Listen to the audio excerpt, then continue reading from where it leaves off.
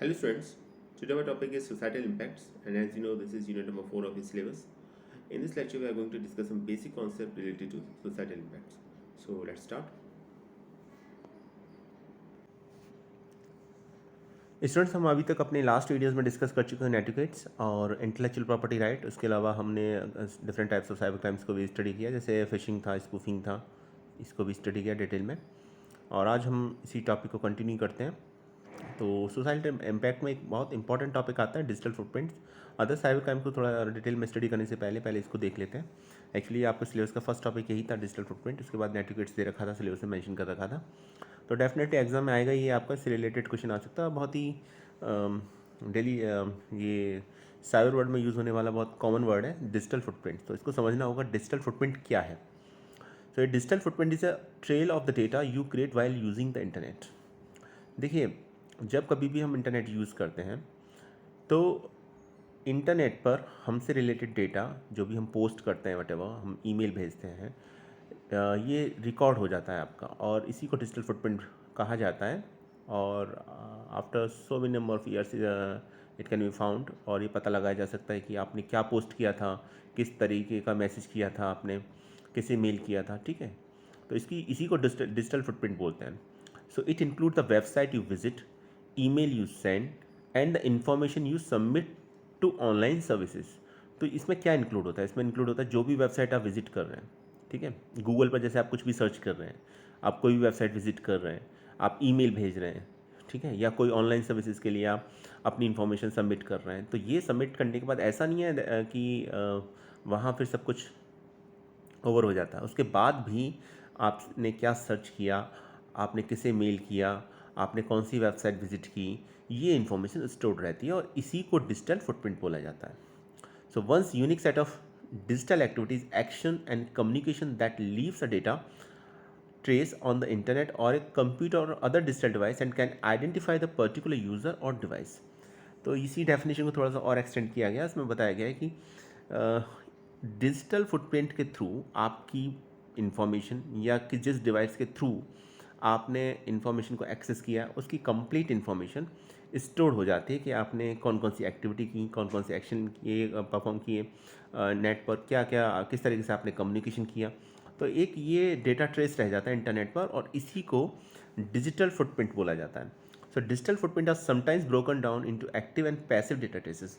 तो अब digital footprint को भी टू पार्ट्स में डिवाइड किया जा सकता है, एक तो एक्टिव डेटा ट्रेसेस और पैसिव डेटा ट्रेसेस। इसको थोड़ा सा डिटेल में डिस्कस करने से पहले मैं आपको एक बात यहाँ बिल्कुल क्लियर कर देता हूँ। देखिए, डिजिटल फुटप्रिंट से मतलब क्या है? ठीक है, ये बिल्कुल ऐसे ही है जैसे आप जब नंगे पैर चलते हैं, ठीक है, किसी रेत पर, सैंड पर, तो आप देखते हैं कि आपके पैरों के निशान कहीं ना कहीं रह जाते हैं, और उससे थ्रू आपको आइडेंटिफाई या ट्रेस किया जा सकता है कि यहाँ से ये पर्सन होके गया है यहाँ पर। उसी तरीके से डिजिटल वर्ल्ड में जितनी भी एक्टिविटी आप परफॉर्म करते हो, जैसे आपने कोई गूगल पर सर्च किया, सो ये मत समझिएगा कि आपने सर्च किया दैट्स इट, और उसके बाद सब कुछ वहीं ख़त्म हो गया। या आपने कोई वेबसाइट विजिट की, या आपने किसी को मेल किया, या आपने फिर ऐसा किया कि आपने कोई ऑनलाइन सर्विसेज में इंफॉर्मेशन सबमिट की, तो सब कुछ वहीं ख़त्म हो जाता है। या आपने कोई ट्वीट किया ट्विटर पर या फेसबुक पर, कोई पोस्ट किया, आपने डिलीट कर दिया बेशक, लेकिन ऐसा नहीं है कि उसका कोई हम कहें कि इसका वजूद नहीं रहेगा या वो कम्प्लीटली ख़त्म हो जाएगा वहाँ से, ऐसा नहीं होता वहाँ पर। तो इसी को डिजिटल फुटप्रिंट बोला जाता है। आप जो भी कुछ पोस्ट करते हैं, ऑनलाइन एक्टिविटीज़ करते हैं, वो कहीं ना कहीं ट्रेस हो जाती हैं, ट्रेस होती हैं, स्टोर होती हैं, और एक बार स्टोर होने के बाद आप ये समझें कि सब कुछ ख़त्म हो चुका है, तो ऐसा नहीं होता। इसीलिए इनको डिजिटल फुटप्रिंट बोला जा सकता है। तो पहचाना जा सकता है, आइडेंटिफाई किया जा सकता है, न सिर्फ यूज़र को बल्कि उस डिवाइस को भी जिसके थ्रू किया गया है। तो इसको बेसिकली टू पार्ट्स में डिवाइड किया जा सकता है। एक है एक्टिव डिजिटल फुटप्रिंट, और है दूसरा सेकंड है पैसिव डिजिटल फुटप्रिंट। तो दोनों को थोड़ा डिटेल में पढ़ते हैं। सबसे पहले बात करते हैं पैसिव की। So passive digital footprint is the data trail you unintentionally leave online. Clear? मतलब समझ में आ गया होगा, अनइंटेंशनली। तो आपकी इंटेंशन नहीं होती, लेकिन फिर भी ऑनलाइन वो डेटा आपका रह जाता है, तो उसको हम पैसिव डिजिटल फुटप्रिंट बोलते हैं। इसमें क्या इंक्लूड होगा? For example, when you visit a website, the web server may log on your IP address which identifies your internet service provider and your approximate location while your IP address may change and does not include any personal information, it is still considered part of your digital footprint. A more personal aspect of a passive digital footprint is your search history, which is saved by some search engine while you are logged in. तो दो चीज़ें हैं इसके अंदर. पहला तो ये कि जब आप ऑनलाइन जाते हैं, ठीक है, तो या किसी वेबसाइट को विजिट करते हैं, तो उस वेबसाइट के जो वेब सर्वर है उस पर आपका आईपी एड्रेस, हम सभी जानते हैं कि IP address, internet protocol address, एक यूनिक एड्रेस होता है, एक लॉजिकल एड्रेस होता है जो इंटरनेट सर्विस प्रोवाइडर, जैसे अभी मैं मान लीजिए इंटरनेट यूज़ कर रहा हूँ जियो का, तो वो एक यूनिक एड्रेस आपको प्रोवाइड कराएगा, एक लॉजिकल एड्रेस प्रोवाइड कराएगा, जिसके थ्रू उस पर्टिकुलर डिजिटल डिवाइस को आइडेंटिफाई किया जा सकता है और इसके थ्रू लोकेशन भी ट्रेस की जा सकती है. तो ये इन्फॉर्मेशन स्टोर हो जाती है, आप चाहें ना चाहें, लेकिन ये पता चल जाता है कि किस आईपी एड्रेस के थ्रू इस वेबसाइट को विजिट किया गया. ये इन्फॉर्मेशन वेब सर्वर पर स्टोर हो जाती है. उसी तरीके से कुछ सर्च इंजन है जैसे गूगल है, ठीक है, तो जब हम इसमें कुछ सर्च करते हैं तो ये इन्फॉर्मेशन भी, आपने क्या सर्च किया था, ये स्टोर हो जाती है. तो जब भी कभी लॉग इन करेंगे तो वो इन्फॉर्मेशन जो पहले कभी आपने सर्च की थी, वो इन्फॉर्मेशन आप दोबारा से देख सकते हैं, या पता लग जाता है कि आपने क्या क्या सर्च किया था उसमें. तो ये इसको पैसिव डिजिटल फुटप्रिंट बोलते हैं. पैसिव इसलिए डिजिटल फुटप्रिंट बोलते हैं क्योंकि हम इसे अनइंटेंशनली छोड़ देते हैं, ठीक है, तो इसको पैसिव डिजिटल फुटप्रिंट बोलते हैं. तो ये भी एक तरह का डिजिटल फुटप्रिंट है, पर इसमें जो मेन एस्पेक्ट इसका ये है कि जैसे लिखा भी हुआ है, passive digital footprint is a data trail you unintentionally leave online. आपकी इंटेंशन नहीं होती, लेकिन फिर भी इस तरह की इन्फॉर्मेशन को जो आप डिजिटली छोड़ देते हैं, ठीक है, उसको हम पैसिव डिजिटल फुटप्रिंट बोला जाता है. इसके थ्रू आइडेंटिफाई किया जा सकता है. तो ये हो गया पैसिव डिजिटल फुटप्रिंट. अब बात करते हैं एक्टिव डिजिटल फुटप्रिंट की. उससे पहले कि हम एक्टिव डिजिटल फुटप्रिंट को डिस्कस करें, एक बार फिर से डिजिटल फुटप्रिंट की थोड़ी सी एक डेफिनेशन फिर से देखते हैं, तो आपको और क्लियर आइडिया हो जाएगा. यहाँ मैं एक बात आपको क्लियर कर दूँ कि डिजिटल फुटप्रिंट को डिजिटल एग्जॉस्ट या डिजिटल डोजियर भी बोला जाता है. तो अगर इस नेम से भी आता है, एग्जाम में पूछा जाता है, तो आप याद रखिएगा डिजिटल एग्जॉस्ट और digital dossier. So alternatively known as digital exhaust, a digital footprint describe activities that can be tracked when an individual uses the internet or other online services such as search engine. So there are two types of digital footprint, passive and the active. A passive digital footprint is the information collected from a user without their knowledge. Okay. An active digital footprint is where a user knows that they are sharing the information, that is posting on Facebook or submitting a web form. तो यहाँ पर passive और active दोनों digital footprint को clearly बताया गया है कि दोनों में क्या डिफरेंस है. और उससे पहले डिजिटल फुटप्रिंट ये समझ लीजिएगा, डिजिटल फुटप्रिंट को डिजिटल एग्जॉस्ट और डिजिटल डोजियर भी बोला जाता है, ठीक है. एक तो ये सेकंड बात, जैसे इसमें कहा गया है कि इसमें इसको टू कैटेगरीज में डिवाइड किया जा सकता है. अगेन एक तो पैसिव और एक्टिव. तो पैसिव जैसा भी हमने थोड़ी देर पहले बताया, तो थोड़ा सा और अगर हम इजी वे में अगर इसमें समझाएं तो या कहें तो इसको हम ऐसे कह सकते हैं कि पैसिव डिजिटल फुटप्रिंट में इंफॉर्मेशन कलेक्ट की जाती है. इंफॉर्मेशन तो देखो कलेक्ट हो ही रही है, तभी तो वो डिजिटल फुटप्रिंट है. लेकिन पैसिव में इंफॉर्मेशन यूज़र की नॉलेज में नहीं होगी कि उससे कलेक्ट की जा रही है. जैसे वो सर्च इंजन पर सर्च कर रहा है, लेकिन उसे नहीं पता है कि जो सर्च इंजन पर वो सर्च कर रहा है वो इन्फॉर्मेशन भी उसके थ्रू कलेक्ट की जा रही है, वो हमेशा के लिए स्टोर हो गई है कि उसने क्या सर्च किया था, ठीक है.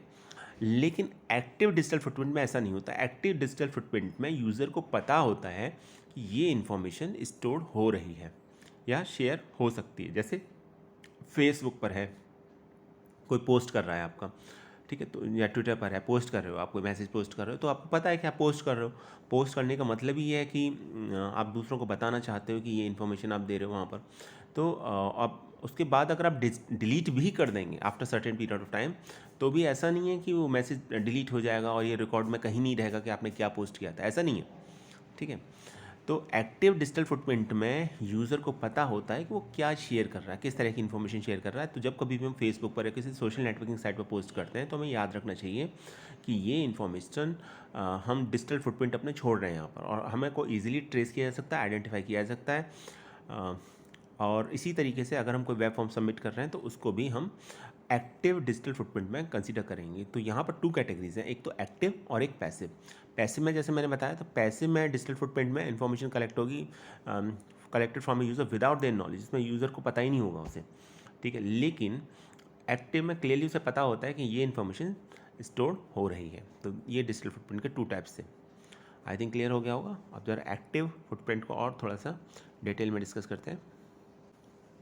देखिए यहाँ क्लियरली लिखा हुआ है, N active digital footprint includes data that you intentionally submit online. तो जो फ़र्क है ना, डिफरेंस है दोनों में, एक एक्टिव में और एक पैसिव में। इंटेंशनली और अनइंटेंशनली, इंटेंशनली डेटा सबमिट किया जाता है आपका एक्टिव डिजिटल फुटप्रिंट में, और अनइंटेंशनली पैसिव डिजिटल फुटप्रिंट में। तो अभी एक्टिव डिजिटल फुटप्रिंट की बात हो रही है, तो हम कह सकते हैं कि an active digital footprint includes data that you intentionally submit online. Intentionally, आपकी इंटेंशन नहीं है लेकिन आप सबमिट कर देते हो, तो सॉरी, इंटेंशनली सबमिट ऑनलाइन। तो जब आप इंटेंशनली ऑनलाइन सबमिट करते हो तो वो इन्फॉर्मेशन आपकी क्या कहलाएगी, वो आपकी एक्टिव डिजिटल फुटप्रिंट कहलाएगी। जबकि अनइंटेंशनली जो होगी वो क्या कहलाएगी, आपकी पैसिव डिजिटल फुटप्रिंट कहलाएगी। तो sending an email contribute your active digital footprint since you expect that the data be send और सेव्ड बाय अनदर पर्सन। जैसे आपने कोई मेल भेजा, ठीक है, तो अब जो आपने मेल किया है तो वो आपका क्या कहलाएगा, वो आपका एक्टिव डिजिटल फुटप्रिंट कहलाएगा, क्योंकि जिस पर्सन के पास भी वो मेल गया है उसके ईमेल आईडी में वो स्टोर हो जाएगा, ठीक है। वो कभी भी उसे देख सकता है, पहचान सकता है, आइडेंटिफाई कर सकता है कि किसने मुझे क्या मेल किया था। तो इस तरीके डिजिटल फुटप्रिंट को क्या बोला जाएगा, active digital footprint. So everyone who uses the internet has a digital footprint. तो जो भी पर्सन इंटरनेट यूज़ करता है, ठीक है, उसका डिजिटल फुटप्रिंट रहता है इंटरनेट पर हमेशा। Once digital data has been shared online, there is no guarantee you will ever be able to remove it from the internet. यहाँ सबसे इम्पॉर्टेंट बात यह है कि जब कभी भी डिजिटल डेटा ऑनलाइन शेयर होता है तो इस बात की कोई गारंटी नहीं है कि आप इसे इंटरनेट से रिमूव कर सकते हो, क्योंकि वो एक बार शेयर हो गया तो कहाँ कहाँ शेयर हुआ है, कहाँ कहाँ स्टोर हुआ है, आपको नहीं पता है, तो वो हमेशा बना रहेगा वहाँ पर। Okay, so the more you spend the time on social networking website, the larger your digital footprint will be. Even liking a page or a Facebook post add you to your digital footprint since the data is saved on Facebook server. अब देखिए ये बड़ी important बात है यहाँ पर। तो जब जितना टाइम आप सोशल नेटवर्किंग साइट पर अपना स्पेंड करते हैं तो उतनी ही ज़्यादा चांसेस रहते हैं आपके डिजिटल फुटप्रिंट रहने के। आपने क्या पोस्ट किया है, आपने किस पोस्ट को लाइक किया है, ठीक है, तो कौन सी ऑनलाइन कम्युनिटीज़ का आप पार्ट हो, तो ये सब आपका डिजिटल फुटप्रिंट को ही बताता है। आप अकाउंट अपना डिलीट कर देंगे, रिमूव कर देंगे, पोस्ट डिलीट कर देंगे, तो उससे ऐसा नहीं है कि आप अपने डिजिटल फुटप्रिंट से बच जाएंगे, ऐसा नहीं है। जितना आप सोशल नेटवर्किंग साइट पर अपना टाइम स्पेंड करेंगे, चाहे वो कोई भी हो, फेसबुक हो या कोई और हो, तो वहाँ आप उतना ही अपने डिजिटल फुटप्रिंट को चांसेस रहते हैं कि आप अपने डिजिटल फुटप्रिंट बना रहे हैं वहाँ पर, या डिजिटल फुटप्रिंट हैं आपके जिसके थ्रू ट्रेस किया जा सकता है। जैसे फेसबुक की ही बात करें तो अगर आपने कोई पोस्ट को लाइक किया है मान लीजिए, तो अभी ये जितना भी डेटा उससे पोस्ट से रिलेटेड होगा वो फेसबुक सर्वर पर स्टोर हो जाएगा, ठीक है। तो अभी एक तरीके से हम कहें कि आपका डिजिटल फुटप्रिंट वहाँ हमेशा प्रेजेंट रहेगा, आप चाहें या ना चाहें उसमें, तो ये ध्यान रखिएगा। तो ये था डिजिटल फुटप्रिंट के बारे में स्टूडेंट। आई थिंक अभी क्लियर हो गया होगा डिजिटल फुटप्रिंट। अगर एग्जाम में से रिलेटेड क्वेश्चन आता है तो याद रखिएगा डिजिटल फुटप्रिंट क्या है। और एक बार फिर से बता दूँ, डिजिटल फुटप्रिंट डिजिटल एग्जॉस्ट भी बोला जाता है और डिजिटल डोजियर भी बोला जाता है इसको। तो एमसीक्यू टाइप के क्वेश्चन आएंगे इस बार, तो कोई क्वेश्चन बन सकता है इसमें से।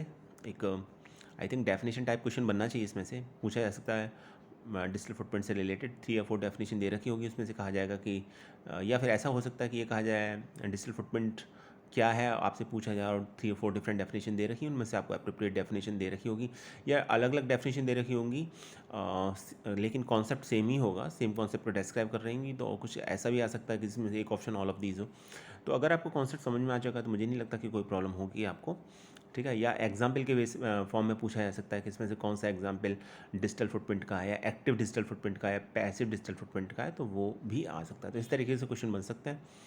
तो आई होप जब अभी आपका नेक्स्ट एग्ज़ाम होगा, यूटी हो गया या क्लास टेस्ट होगा, तो वहाँ मैं इस तरह के क्वेश्चन दूंगा। तो अगर आपको समझ में आ चुका है तो मुझे नहीं लगता कि कोई प्रॉब्लम होने जा रही है उसमें आपको। तो ये मेन टॉपिक था डिजिटल फुटप्रिंट, ये कंप्लीट हो चुका है। अब चलिए नेक्स्ट टॉपिक देखते हैं। अपने मेन टॉपिक पर वापस आते हैं। अभी लास्ट टाइम हम डिस्कस कर रहे थे साइबर क्राइम, तो एक बार साइबर क्राइम की डेफिनेशन को थोड़ा सा और डिस्कस करते हैं।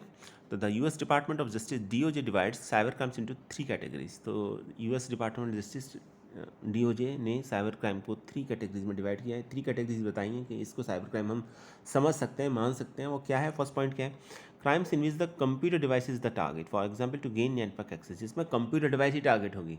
जैसे किसी नेटवर्क का एक्सेस गेन कर लिया जाए किसी ने, कोई पर्सन, थर्ड पर्सन, कोई हैकर, तो उसको एक साइबर क्राइम माना जाएगा, जिसके लिए वो ऑथराइज्ड नहीं है। सेकेंड है crimes in which the computer used as a weapon, for example to launch a denial of service attack. अब डिनाइल ऑफ सर्विस अटैक आप जानते होगे, नहीं जानते तो मैं एक बार बता देता हूँ। डिनाइल ऑफ सर्विस अटैक में आप कोई सर्विस अपने कंप्यूटर पर यूज़ करना चाहते हो, कोई एप्लीकेशन यूज़ करना चाहते हो, कोई सॉफ्टवेयर यूज़ करना चाहते हो, आप यूज़ नहीं कर पाते because of the cyber attack. ठीक है, तो आपका सिस्टम हैक हो चुका है, लेकिन आप अपने सिस्टम को यूज़ नहीं कर पा रहे या पर्टिकुलर एप्लीकेशन यूज़ नहीं कर पा रहे, तो उसे डिनाइल ऑफ सर्विस अटैक बोला जाता है। तो ये सेकंड कैटेगरी है, crime in which the computer use as a weapon, जिसमें कंप्यूटर को एज ए वेपन यूज़ किया जाता है। किसी दूसरे पर्सन ने आपके कंप्यूटर को ब्लॉक कर दिया है, सर्विसेज यूज़ करने से रोक रहा है वो आपको, तो उस केस में इसको भी आपका साइबर क्राइम बोला जाएगा। इसका एक एग्जाम्पल है denial of service attack. Third है crimes in which the computer use as accessory to a crime, for example using computer to store illegally obtain data. तो जहाँ कंप्यूटर आपका एज ए एक्सेसरी यूज़ हो रहा है, ठीक है, इलीगली ऑब्टेन डेटा है, और उसमें आपको कंप्यूटर में उस डेटा को यूज़ किया जा रहा है या स्टोर किया जा रहा है, तो वो भी आपका साइबर क्राइम की कैटेगरी में आ जाएगा। जैसे कोई सॉफ्टवेयर है या कोई मूवी है या कोई सॉन्ग है, उसका आपके पास पायरेटेड कॉपी है और वो आपने अपने कंप्यूटर में स्टोर कर रखा है, तो उस केस में उसको भी आपका साइबर क्राइम माना जाएगा, क्योंकि कंप्यूटर को एज ए एक्सेसरी यूज़ किया है आपने। तो हम ये कह सकते हैं इन शॉर्ट कि साइबर क्राइम में कंप्यूटर डिवाइस को टारगेट किया जाए तो भी साइबर क्राइम है, जैसे किसी नेटवर्क का एक्सेस किया जाए। कंप्यूटर को एज ए वेपन यूज़ किया जाए तो भी वो साइबर क्राइम है, और कंप्यूटर को एज ए एक्सेसरी यूज़ किया जाए तब भी वो साइबर क्राइम है। तो 3 डिफरेंट कैटेगरीज हैं। कंप्यूटर डिवाइस को टारगेट करने का एग्जाम्पल हो जाएगा gain network access, computer as a weapon का एग्जाम्पल हो जाएगा डिनाइल ऑफ सर्विस अटैक, और computer used as an accessory का एग्जाम्पल हो जाएगा स्टोर इलीगली ऑब्टेन डेटा। तो ये इसके एग्जाम्पल भी हो जाएंगे। तो आई थिंक अभी साइबर क्राइम की डेफिनेशन आपको बिल्कुल क्रिस्टल क्लियर हो गई होगी। आगे चलते हैं, देखते हैं कुछ इससे रिलेटेड और टर्म साइबर क्राइम्स कौन कौन से होते हैं, उनको देखते हैं। ये डिफरेंट साइबर क्राइम्स हैं, इसमें से कुछ हम ऑलरेडी डिस्कस कर चुके हैं, जैसे फिशिंग हम ऑलरेडी डिस्कस कर चुके हैं, सॉफ्टवेयर पायरेसी, सलामी अटैक को भी डिस्कस कर चुके हैं हम। चलिए, ऐसे ही एक cyber crime illegal download. Illegal downloading refers to the obtaining file for which you don't have the right to use और डाउनलोड फ्रॉम द इंटरनेट। सबसे पहला आता है इलीगल डाउनलोडिंग। इलीगल डाउनलोडिंग क्या है, इसको समझ लेते हैं पहले।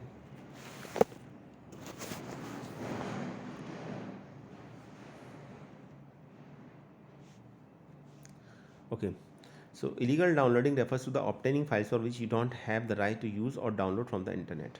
देखिए, ऐसी फाइल जिसका आप यूज़ नहीं कर सकते, आपके पास राइट ही नहीं है इसलिए यूज़ नहीं कर सकते, ठीक है, या आपने गलत तरीके से डाउनलोड किया इंटरनेट से, तो ये भी एक साइबर क्राइम है, और आप ऑब्टेन कर लेते हो इस तरह की फ़ाइल को, तो ये इलीगल डाउनलोड में आता है, और इलीगल डाउनलोड एक साइबर क्राइम माना जाता है। नेक्स्ट है चाइल्ड पोर्नोग्राफी।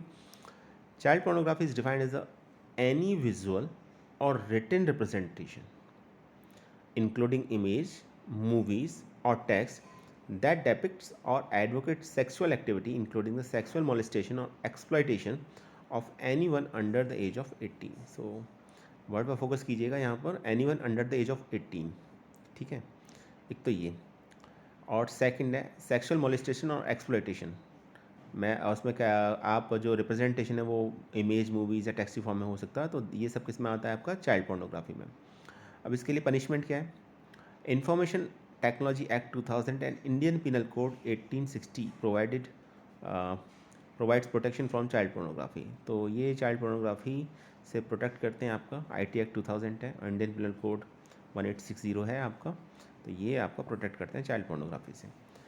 आगे देखते हैं साइबर बुलिंग। साइबर बुलिंग जैसे आप जानते हैं, cyber bullying is the use of digital communication tools such as the internet और the cell phone to make another person feel angry, sad और scared, usually again and again. Example of cyberbullying include sending hurtful texts or instant messages, posting embarrassing photos or videos on social media sites and spreading mean or rumors online or with cell phones। तो बड़ा simple सा example है, but simple सी definition I hope समझ में आ चुका होगा। एक बार फिर से मैं थोड़ा सा और समझा देता हूँ आपको। डिजिटल कम्युनिकेशन टूल्स की हेल्प से किसी पर्सन को, आप डिजिटल कम्युनिकेशन टूल्स में क्या आ जाएगा, आपका इंटरनेट, सेल फोन, ठीक है, इनकी हेल्प से आप किसी भी पर्सन को, अगर कोई पर्सन एंग्री, सैड, स्केयर्ड होता है, बार बार होता है, ठीक है, आप कराते हैं या कोई भी पर्सन कराता है, तो उसको हम साइबर बुलिंग बोलेंगे। तो साइबर बुलिंग कैसे की जाती है, इसमें हर्टफुल टेक्स्ट या इंस्टेंट मैसेजेस भेज जाते हैं जिससे एम्बेरसमेंट फील होती है अदर पर्सन को। और ये एम्बेरसमेंट फील कराने के लिए फ़ोटोज़, वीडियो या सोशल मीडिया साइट्स पर फ़ोटोज़ और वीडियोज़ को शेयर किया जाता है। र्यूमर्स फैलाए जाते हैं किसी और पर्सन के बारे में, ठीक है, और इस तरीके से एम्बेरसमेंट फील कराया जाता है। तो ये फिर साइबर बुलिंग की कैटेगरी में आएगा आपका। आई होप क्लियर हो चुका होगा साइबर बुलिंग। इस डेफिनेशन के टू मेन पार्ट्स हैं। पहली बात तो ये कि ये डिजिटल कम्युनिकेशन टूल्स की हेल्प से किया जाता है, ठीक है, आपके पास कंप्यूटर है, मोबाइल है, इंटरनेट कनेक्शन है, तभी आप साइबर बुलिंग कर सकते हैं। साइबर बुलिंग की जो पहचान है वो ये है कि इस अदर पर्सन जो होगा उसको गुस्सा दिलाना, नाराज़ करना, दुखी करना, डराना, धमकाना, बार बार करना ही काम, ठीक है। तो ये साइबर बुलिंग में आता है। और ऐसा कैसे किया जाता है, ऐसा करने के लिए टेक्स्ट, हर्टफुल टेक्स्ट, जिससे उसे फीलिंग्स को हर्ट पहुँचे, या मैसेजेस बार बार किए जाते हैं, या फ़ोटोज़ और वीडियोज़ को बार बार सोशल मीडिया साइट पर पोस्ट किया जाता है, या उसके बारे में र्यूमर्स फैला दिए जाते हैं इंटरनेट पर, ठीक है, सोशल मीडिया साइट्स पर या सेल फ़ोन के थ्रू। तो इसको फिर हम साइबर बुलिंग बोलते हैं।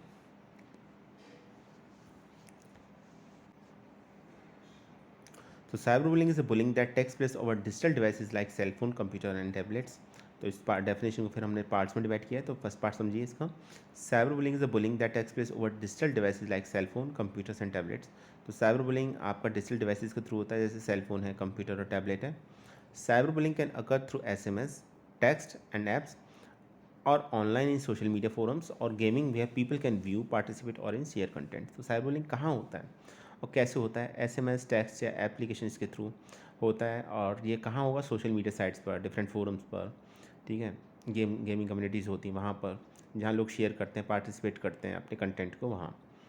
तो cyber bullying include sharing, posting, sending, posting और शेयरिंग नेगेटिव, हार्मफुल, फॉल्स और mean content about someone else. किसी के बारे में ऐसी पोस्ट करना, नेगेटिव पोस्ट करना, हार्मफुल, फॉल्स या मीन कंटेंट शेयर करना आपका साइबर बुलिंग कहलाता है। So it can include sharing personal or private information about someone else, causing embarrassment or humiliation. Some cyberbullying crosses the line into unlawful or criminal behavior. तो इसमें हम ये कह सकते हैं कि इसमें पर्सनल और प्राइवेट इन्फॉर्मेशन दोनों ही शेयर की जाती हैं। एम्बेरसमेंट फील कराया जाता है, ह्यूमिलेशन होता है इसके अंदर। और साइबर बुलिंग कभी कभी आपकी अनलॉफुल भी पाई जाती हैं आपकी, और क्रिमिनल बिहेवियर में भी कंसीडर होती हैं। मोस्ट ऑफ द टाइम नहीं होती, ठीक है, क्योंकि आज की डेट में तो बड़ा कॉमन हो चुका है, लेकिन एक लेवल के बाद ये अनलॉफुल और क्रिमिनल बिहेवियर में भी कंसीडर होती हैं। क्वेश्चन यहाँ पर एक है, साइबर बुलिंग होती कहाँ है? तो the most common places where cyber bullying occurs are, कहाँ मेनली कहाँ होती है? सोशल मीडिया साइट्स पर सबसे ज़्यादा साइबर बुलिंग यही होती है। तो social media such as Facebook, Instagram, Snapchat, TikTok, तो यहाँ सबसे ज़्यादा आपको साइबर बुलिंग मिलेगी। इसके बाद text messaging and messaging apps on mobile और टैबलेट डिवाइसेस।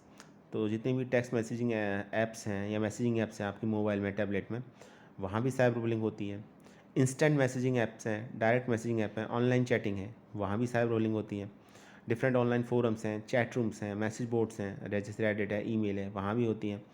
और ऑनलाइन गेमिंग कम्युनिटीज़ हैं, वहाँ भी साइबर बुलिंग होती है।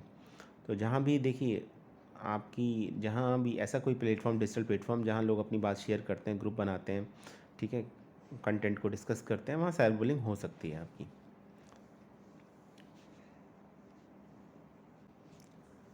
ऐसे ही एक और इम्पॉर्टेंट टर्म है साइबर स्टॉकिंग, तो उसको भी समझ लीजिए। Cyber stalking is defined as the online stocking.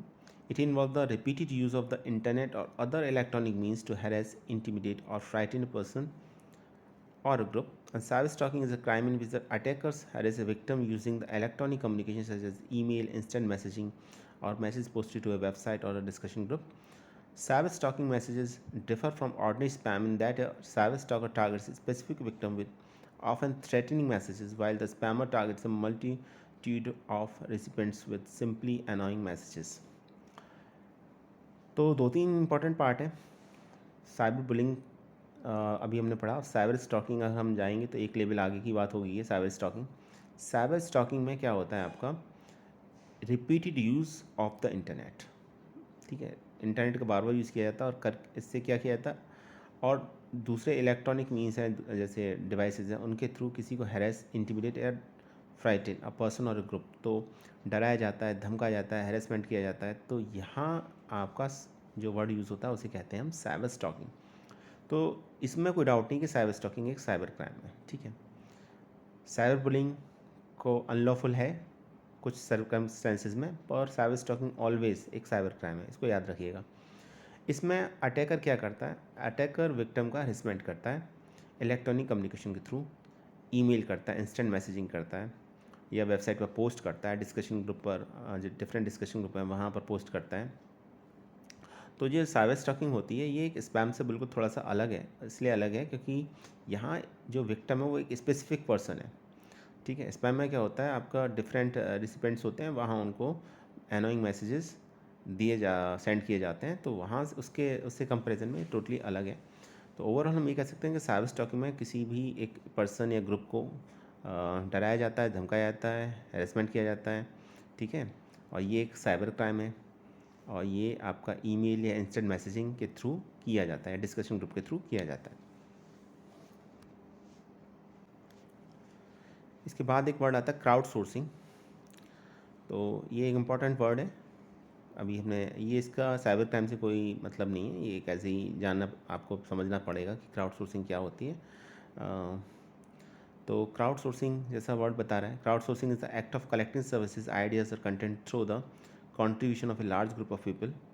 देखिए अभी तक हम साइबर क्राइम को पढ़ रहे थे, अब हम कुछ ऐसे इंपॉर्टेंट टर्म्स को पढ़ेंगे, समझेंगे, जिनको जानना हमारे लिए ज़रूरी है। ठीक है, तो ये क्योंकि सोसाइटल इम्पैक्ट्स में ही आते हैं, तो सबसे पहले क्राउड सोर्सिंग है। So crowdsourcing is the act of collecting services, ideas or content through the contribution of a large group of people. तो लार्ज ग्रुप ऑफ पीपल की हेल्प से, जैसे नाम बताया क्राउड सोर्सिंग, आप सर्विसेज को, आइडियाज़ को या कंटेंट को कलेक्ट करते हैं, तो उसे क्राउड सोर्सिंग बोलते हैं। Crowdsourcing involves obtaining work, information, or opinions from a large group of people who submit their data via the internet, social media and smartphone apps. तो क्राउड सोर्सिंग में जो वर्क हम या इन्फॉर्मेशन कलेक्ट करते हैं या ओपिनियंस कलेक्ट करते हैं वो बेसिकली उसमें इंटरनेट के थ्रू, हम सोशल मीडिया से या स्मार्टफोन ऐप्स के थ्रू हम डेटा को कलेक्ट करते हैं, लोगों के ओपिनियंस पर्टिकुलर किसी टॉपिक के बारे में। ठीक है, या हम किसी पर्टिकुलर टाइप की इन्फॉर्मेशन लेते हैं, तो ये हम क्राउड सोर्सिंग कहलाता है इसको। So people involved in crowdsourcing sometimes work as a paid freelancer while others perform small tasks or a voluntary basis. For example, traffic app encourage drivers to report accidents and other roadways incidents to provide a real-time update information to app user. तो देखिए यहाँ पर जो crowd sourcing की जो बात आ रही है इसमें कुछ तो as a paid freelancer work करते हैं कुछ लोग तो, और कुछ इसमें वॉलंटरी बेसिस पर वर्क करते हैं। जैसे ट्रैफिक ऐप है, डिफरेंट ट्रैफिक ऐप है, तो ये ड्राइवर को इनक्रेज करती है कि वो एक्सीडेंट्स की रिपोर्ट दें कहीं भी अगर एक्सीडेंट हो गया है, और रियल टाइम अपडेट दें लोकेशन के बारे में। तो ये आपका क्राउड सोर्सिंग ही कहलाएगा आपका। सो इन शॉर्ट हम कह सकते हैं कि क्राउड सोर्सिंग डिफरेंट पीपल से या ग्रुप ऑफ पीपल से इंफॉर्मेशन, सर्विस या आइडियाज़ को कलेक्ट करना क्राउड सोर्सिंग कहलाता है। और ये 2 बेसिस पर होता है, एक तो पेड फ्रीलांसर और सेकंड हो जाएगा वॉलंटरी बेसिस पर। जितने भी लोग इन्वॉल्व होते हैं इसमें, तो कुछ पेड फ्रीलांसर होते हैं और कुछ वॉलंटरी बेसिस पर वर्क करते हैं। और इसमें जो यूज़ किया था, इंटरनेट का यूज़ किया था, सोशल मीडिया का यूज़ किया था, स्मार्टफोन ऐप्स का यूज़ किया जाता है। नेक्स्ट ऐसे एक वर्ड बहुत इंपॉर्टेंट है, net neutrality. So net neutrality refers to a principle implemented so that an ISP enables access to all sites, their content and applications regardless of the source without favoring or blocking particular content, products or website. With net neutrality, an internet service provider must ensure that it provides access to the all site in the same way. It loads the content and application of the sites and the web application at the same speed, and all content gets loaded under the same condition without blocking or giving preference to any content. Net neutrality का देखिए simple सा मतलब ये है कि internet पर किसी भी वेबसाइट को प्रेफरेंस नहीं मिलेगी, सभी वेबसाइट को इक्वल प्रेफरेंस मिलेंगी। ठीक है, सभी वेबसाइट एक ही तरीके से एक्सेस किया जा सकता है। ऐसा नहीं है कि कि डिफरेंट कुछ ऐसा नहीं कि एक पर्टिकुलर वेबसाइट तो ब्लॉक होगी, दूसरी वेबसाइट ओपन हो जाएगी, कुछ वेबसाइट स्लो ओपन होंगी, कुछ बहुत फास्ट वे में एक्सेस हो जाएंगी आपका। तो ऐसा नहीं है, सभी के लिए सेम ही स्पीड होगी, सेम तरीके होंगे जिसके थ्रू उन्हें एक्सेस किया जा सकता है, सेम कंडीशंस होंगी और किसी भी वेबसाइट को प्रेफरेंस नहीं मिलेगी। तो इसको हम नेट न्यूट्रलिटी बोलते हैं। जब ऐसा होता है तो इसको हम नेट न्यूट्रलिटी बोलते हैं और ये रेस्पॉन्सिबिलिटी होती है आईएसपी की, इंटरनेट सर्विस प्रोवाइडर की। जो भी इंटरनेट सर्विस प्रोवाइड कर रहा है आपको, जो भी जैसे आपका जियो, एयरटेल, वोडाफोन जो भी है, तो वो जो सर्विस प्रोवाइड कर रहे हैं वो नेट न्यूट्रलिटी को फॉलो उन्हें करना पड़ता है कि वो किसी पर्टिकुलर साइट को प्रेफरेंस ना दें, ब्लॉक ना करें, सभी की सेम स्पीड हो। तो इसको कॉन्सेप्ट को नेट न्यूट्रलिटी बोला जाता है। तो आई होप स्टूडेंट्स आपको यहाँ तक समझ में आ चुका होगा। इसके आगे हम नेक्स्ट वीडियो में कंटिन्यू करेंगे। Thanks for watching this video.